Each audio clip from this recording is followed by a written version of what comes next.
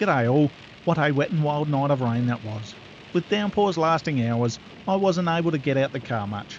However, one animal I did manage to film during the breaks in the rain were these handsome and beautiful painted burrowing frogs. Okay, so I've just spotted a beautiful painted frog, Neobractus pictus, one of South Australia's species of burrowing frogs that's come out after a very heavy shower of rain. So I'll just swap over to the other camera, get a few better shots. Drummed out by the pouring rain, painted burrowing frogs spend long periods buried underground, a survival method evolved to keep cool and moist during hot, dry conditions. However, tonight's conditions are just right, creating large pools of water perfect for the male to sit and wait and hopefully attract a mate.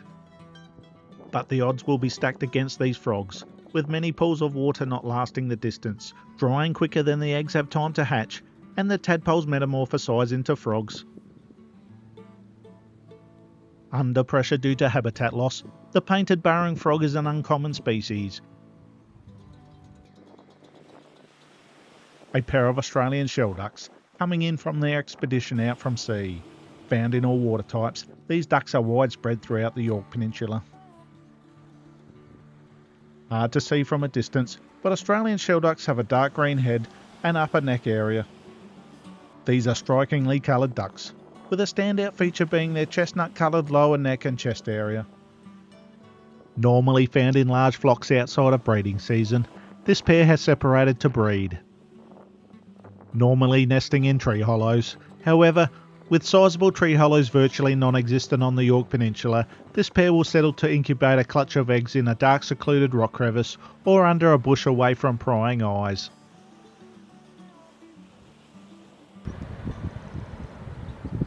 The agile hunter that is welcome swallow.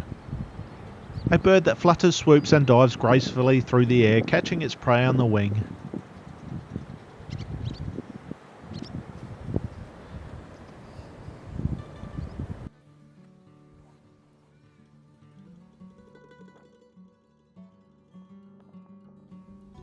Dusky wood swallows are highly communal, found in groups of varying sizes, and a bird which seems to effortlessly cut through the sky, gliding from tree to tree, plucking insects from the air. Dusky wood swallows prefer open eucalypt forests or mallee scrub.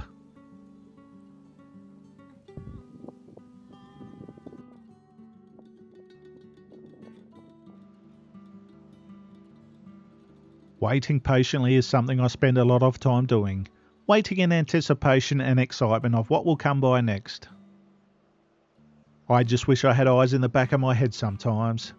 It pays to continue to check your surroundings, as just like this grey currawong sitting there preening, there's always something close by or behind you.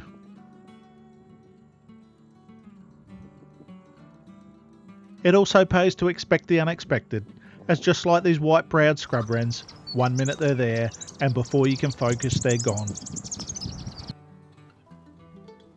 Finding it fascinating, a number of old-growth dryland tea trees have these conchs growing on them. These dry and woody structures are the fruiting bodies of a particular fungi.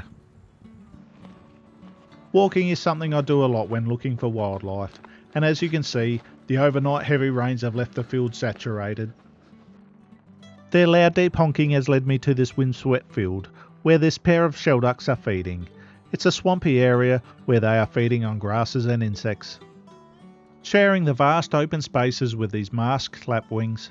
Masked lapwings prefer the open spaces, and during breeding season become very protective of their territory. Emus are common on the Yorke Peninsula, and in particular at the bottom end. These juvenile emus are rapidly reaching adulthood, but despite their size and their ability to forage for themselves since hatching, the male parent bird is not far away. The juvenile emus are guarded by the male until around 7 months old. However, the tight-knit family group may stay together until around 12 months old, before disbanding and going their own way.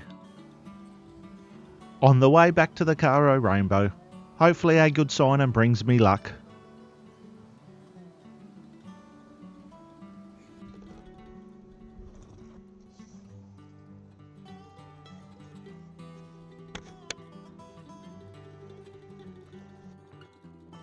The rugged and dangerous cliff tops at the base of the Yorke Peninsula offer some great vantage points to take in the sea views and spot some amazing wildlife.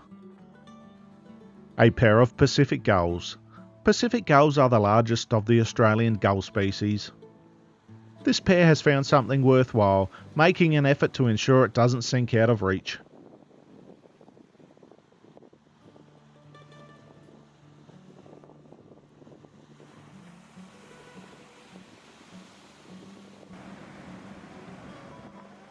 Bottlenose dolphins are always a joy to see. This pod of Indo-Pacific bottlenose dolphins cruising up and down the coastline, effortlessly and graciously frolicking in the ocean swell.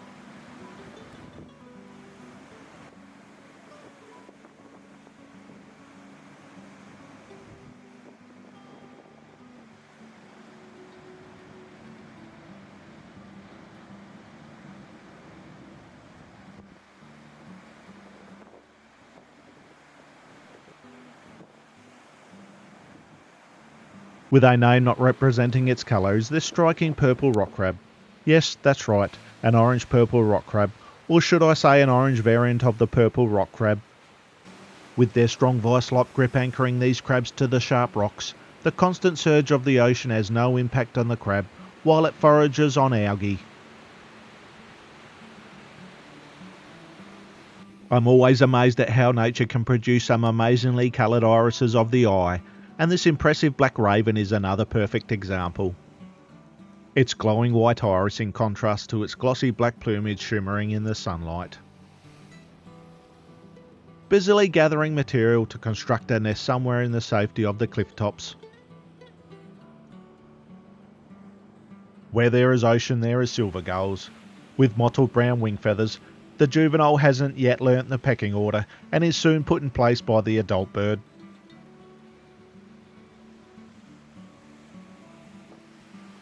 From the amazing white iris of the Australian raven to the remarkable orange-red iris of the sooty oyster catcher, an equally remarkable longbill. With matching coloured iris, orbital eye-ring and bill, sooty oyster catchers prefer rocky coastlines, where they will forage within the intertidal zones, feeding on crustaceans, sea worms and molluscs.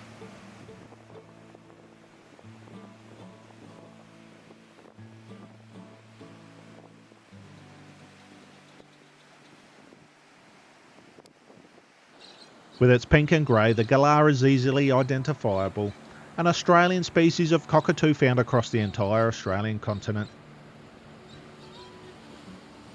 These birds taking refuge in the cliff face, where they may possibly nest due to the absence of trees.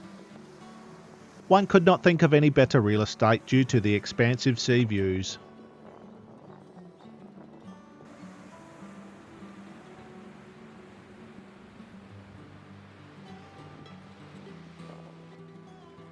This brings me to the end of this look into just a fraction of the wildlife found on South Australia's Yorke Peninsula.